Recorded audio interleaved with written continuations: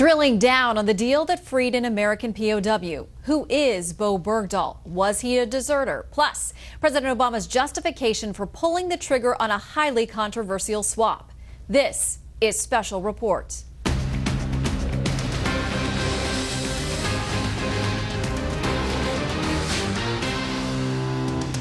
Good evening, I'm Shannon Bream in for Brett Baer. President Obama's making no apologies tonight for the prisoner exchange that freed an American soldier, but released what's being called a Taliban dream team of terrorists. His defiance is not stopping the outcry over a deal many say should never have been done.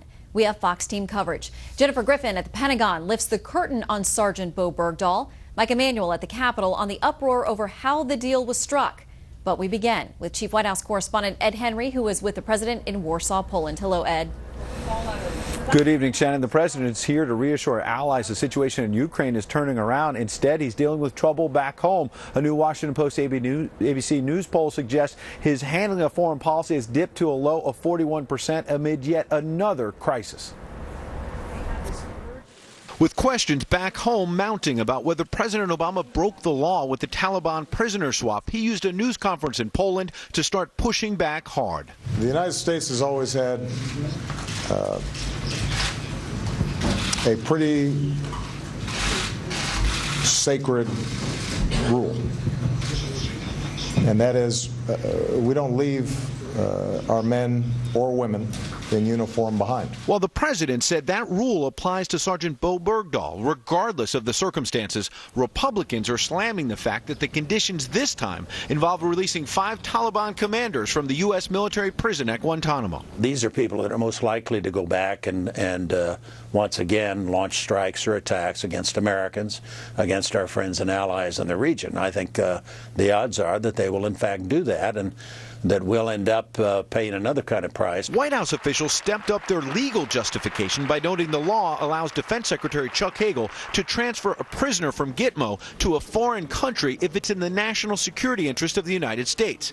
Even as a senior Gulf official told Reuters today, the 5 will not be treated as prisoners in Qatar, will be able to move freely, and could even return to Afghanistan eventually. As the president himself acknowledged, it's possible they'll return to jihad. I wouldn't be doing it if I thought that it was contrary to American national security, and we have confidence that we will be in a position to go after them if, in fact, they are engaging in activities that threaten our defenses. Republican John McCain said that's an odd way to run national security policy, calling the released prisoners a Taliban dream team. If they do commit bad things, i.e. attacking America, then we can go after them. Is that the kind of logic we use now when we release people who repeatedly were judged as high risk and returned to the fight? Democrats quickly noted McCain has flipped on Bergdahl. Since it was only in February, the Republican said he was open to a prisoner swap for the soldier. Senator Chris Murphy tweeting, quote, "Really sad to watch Obama haters attack this kid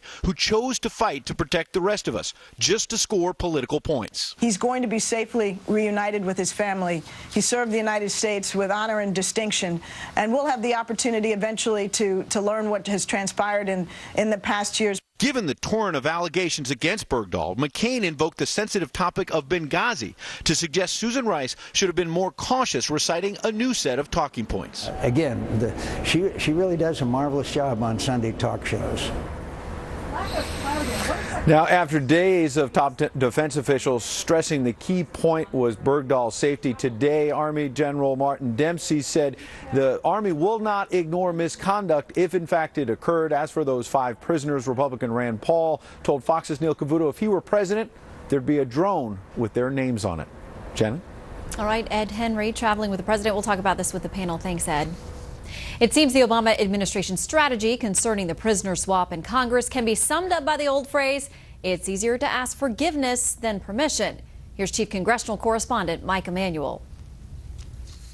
Ahead of closed-door classified briefings on the trade of 5 high-ranking Taliban fighters for Sergeant Bowe Bergdahl, Senate Intelligence Chair Democrat Dianne Feinstein told reporters, quote, "It's very disappointing there was not a level of trust to tell us." Congressional sources say there were talks in November 2011 and January 2012 between administration officials and key figures on Capitol Hill about trading 5 Guantanamo detainees for Bowe Bergdahl.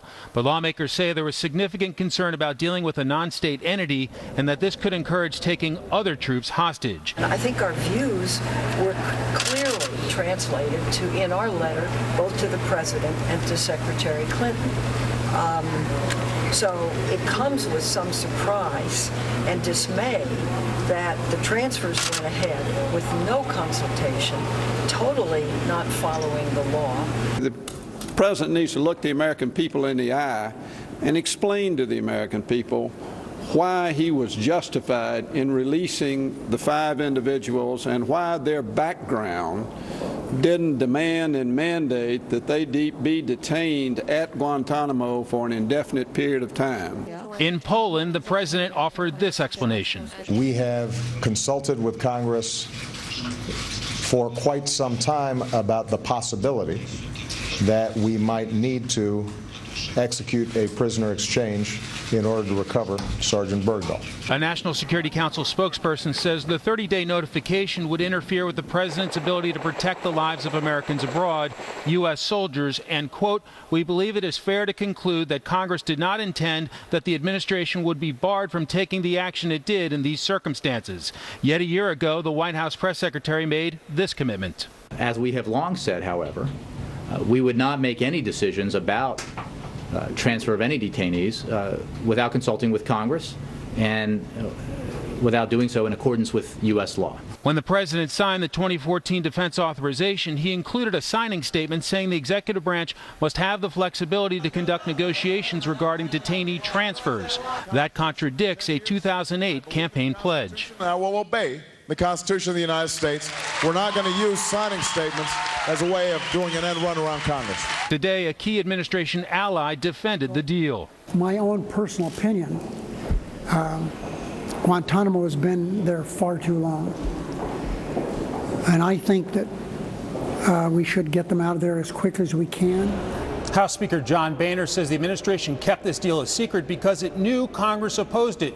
The Speaker's office didn't find out about it until after it was done. Shannon? Yeah, bipartisan backlash on this one. Mike, thank you. Sergeant Bergdahl being called everything from a hero to a traitor.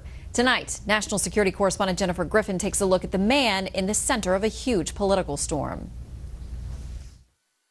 These pictures of Bowe Bergdahl before he joined the Army show a different side of this American soldier, a complicated man accused by his unit of abandoning his post and seeking out the Taliban. After being homeschooled by his parents, at the age of 16 he started taking ballet lessons at a local studio, where he was introduced to Buddhism and meditation. Sherry Horton runs the studio where he used to dance. From knowing him, there was lots of times here when things would get a little crazy. All he wanted to do was walk into the forest or up into the hills and sit down and meditate for an hour. Born in Sun Valley, Idaho on March 28, 1986, Bowe and his sister were educated at home by their parents Bob and Jannie, who raised their children as strict Calvinists, studying religious thinkers and philosophers at their home on 40 acres in Haley, Idaho. I've never seen that character change in the videos that have been released. He's a compassionate person. I think that Bowe's a man of integrity. He had probably some of the best manners, and he was so insightful and so ready to help. His friends say Bowe fancied himself a real-life Bear Grylls, the former British Special Forces soldier and star of the reality show Man vs. Wild, as was documented in a 2012 Rolling Stone profile. Friends like Sherry Horton say Bowe was not a pacifist. He liked to shoot guns, and after failing to join the French Foreign Legion as a mercenary, joined the U.S. Army to learn about other cultures. I am so proud of your cultural abilities to adapt, your language skills. His father, Bob, told the Guardian newspaper in an interview before his son was released, quote, "He was not there for national security. He was not there because he lost a personal friend on 9/11. He was there because the way he was raised forced him to have compassion," adding that the war in Afghanistan was sold to Americans like Bowe as, quote, "some kind of Peace Corps with guns." Bowe's father began growing his beard when he saw his son had grown a beard in the Proof of Life videos. He said he wouldn't cut it until his son was home. So far, Bowe has not spoken to his parents. Shannon. Jennifer Griffin at the Pentagon, thank you. President Obama wants to boost the U.S. military presence in Europe. The president talked about it with European leaders today in Warsaw. He said he wants to fund more funding to send more military equipment to the region and rotate additional American troops into Europe. He also called on other NATO members to increase their roles in the alliance's collective defense. Home prices were up 10.5% in April over a year earlier. That's the smallest annual gain in 14 months. Stocks closed lower. The Dow lost 21. The S&P 500 was off 3/4. NASDAQ dropped 3. Up next, how federal regulations are jacking up the price of your next new car. But first, here's what some of our Fox affiliates are covering tonight. KTVU in San Francisco with the arrest of a Bay Area man for possession of explosives. The FBI says the items found in the apartment of Ryan Chamberlain could have caused great harm to the public. Fox 10 in Phoenix, where a 6-year-old girl helped her mother deliver her baby sister 2 months early. Janisha Armstrong talked to operators as her mother gave birth on the bathroom floor early Sunday morning. And this is a live look at Milwaukee from Fox 6. The big story there tonight, 2 12-year-old girls charged in the multiple stabbing of another child.